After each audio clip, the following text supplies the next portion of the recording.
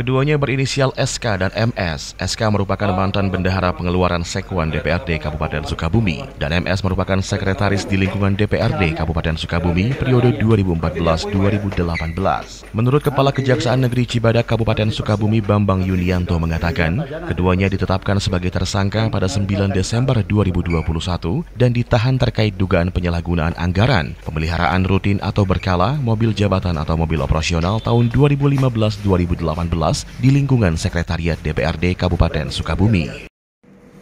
Terima kasih rekan-rekan media.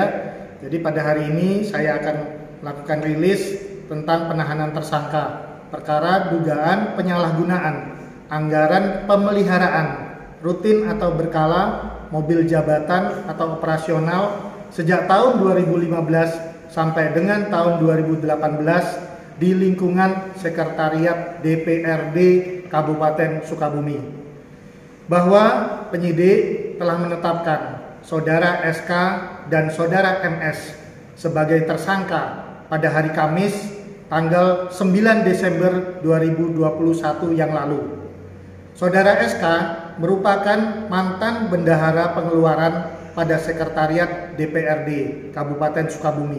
Atas perbuatannya tersebut, kedua tersangka terancam pasal 2 ayat 1, pasal 3 ayat 1, junto pasal 18 ayat 1, huruf B, Undang-Undang Nomor 31 Tahun 99 diubah dengan Undang-Undang Nomor 20 Tahun 2001 tentang pemberantasan tindak pidana korupsi, junto pasal 55 ayat 1 ke 1 KUHP dengan penjara maksimal 20 tahun. Sementara kerugian negara berdasarkan hasil audit BPK Republik Indonesia Provinsi Jawa Barat sebesar Rp778.190.172.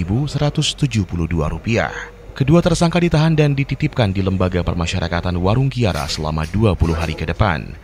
Dari Kabupaten Sukabumi, Ujang Heriawan melaporkan untuk Dinamika. Ada tanggapan?